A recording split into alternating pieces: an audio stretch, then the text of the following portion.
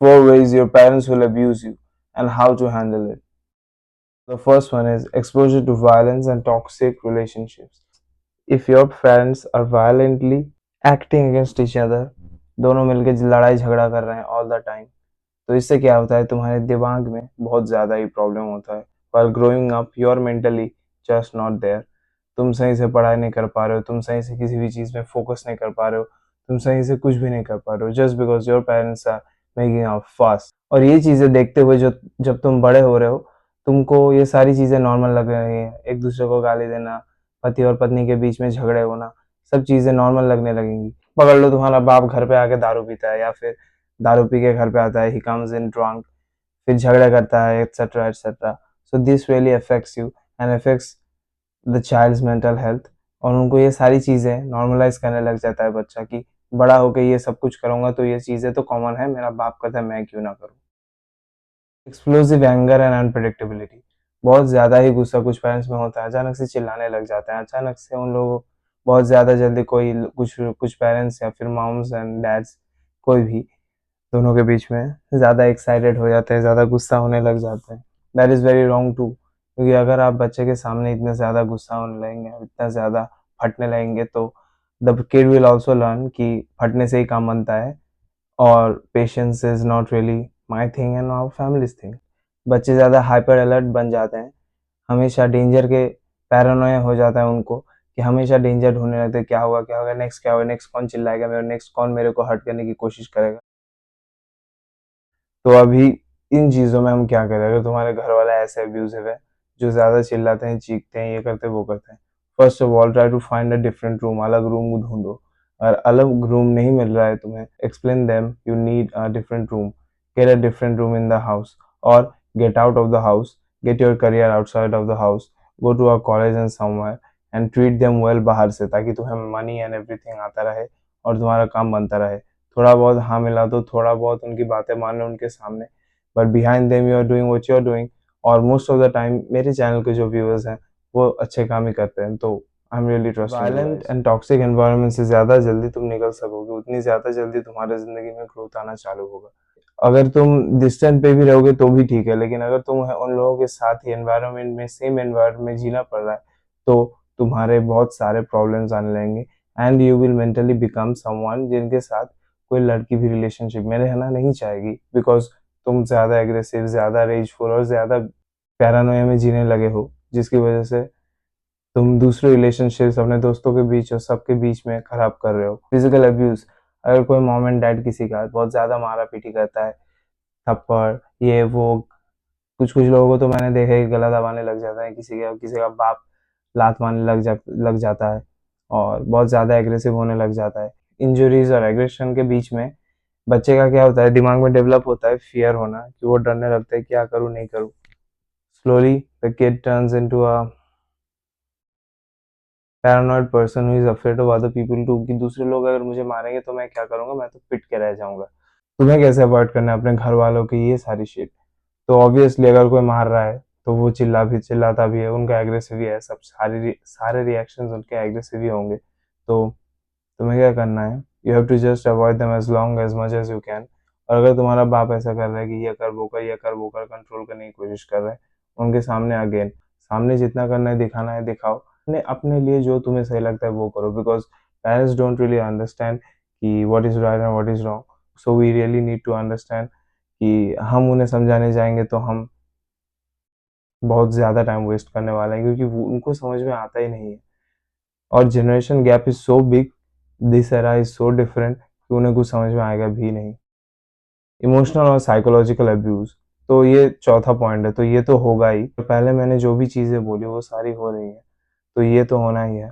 So if they are emotionally abusing you, you are not good enough, तुम ये नहीं कर रहे हो, वो नहीं कर रहे हो, तुम्हें ह्यूमिलिएट करने की कोशिश कर रहे हैं, कि दूसरों के सामने, रिलेटिव्स के सामने तुम्हारा मजाक उड़ा रहे हैं, दूसरे बच्चे के सामने तुम्हारा मजाक उड़ा रहे हैं, कि "तू इतने मार्क्स ला रहा है, देख मेरा बच्चा तो इतने मार्क्स ला ही नहीं पाता, उसको लग रहा है सब उसको ऐसे ही जॉब दे देंगे, देख तू इतने मार्क्स ला रहा है, वाह वाह, देख सीख इससे कुछ." And all of these types of things are literally abuse. So ignoring the child's emotional needs. बच्चे को कुछ इमोशनली चाहिए, खाना हो, कुछ पसंद है, खिलौना, या फिर कुछ गेमिंग सेटअप, या फिर कुछ भी, If you are ignoring it for too long, if your parent is ignoring it for too long, just try to please them and get it. If you give up on it, that's better. और अगर तुम्हें चाहिए चाहिए, you have to try to please them and get it. मिलने के बाद you have to keep continuing to please them so that they tend to give you more and more.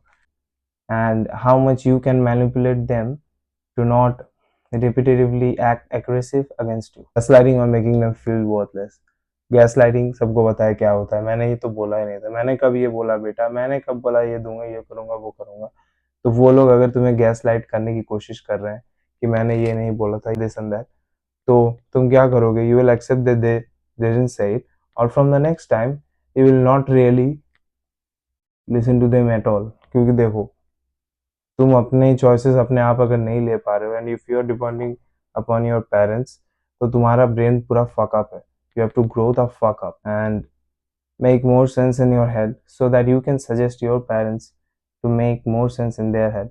You have to be calm, patient, and loving towards your parents up to a certain level where they accept your defeats and where they accept your needs too. और बच्चों को क्या trust issues develop होने लगते हैं, low self esteem भी develop होने लगता है, अपने बारे में बहुत लोली सोचता है, बहुत नीचे की तरह सोचता है, बहुत ऐसा सोचता है कि मेरे से क्या ही होगा, मेरा बाप सही बोलता है, एंड दिस एंड दैट। तो when you are facing these type of abuse, कि getting so much hate criticism और parents से, या फिर comparison, या फिर gaslighting, comparatively बोल बोल के तुमसे forcibly कुछ काम करवा रहे हैं या फिर काम करवाने की कोशिश कर रहे हैं, as again you have to do listen to them in front of them, जितना हो सके सुनो, बाकी छोड़ दो, because if you don't keep on listening to them, they will try to abuse you more and more. देखो, the personal suggestion is only some years you have to be with your parents. After that you are out of the home. और अगर तुम्हारे parents बहुत ज़्यादा abusive हैं, so you have to just tolerate it until you get out of the house. Use their money, use their finances and get your bag up. क्योंकि अगर तुम नहीं काम कर पा रहे हो, नहीं कुछ कर पा रहे हो, अभी के लिए तुम्हें सब कुछ टॉलरेट करके हाथ मिला के काम अपना निकालना पड़ेगा ही, क्योंकि it's hard to earn money, it's hard to earn money. जब मिल रहा है तो उसे मैनिपुलेटिवली हाथ में लेना भी इम्पोर्टेंट है। It's 2026, we ain't leaving nobody. That was so cute, right?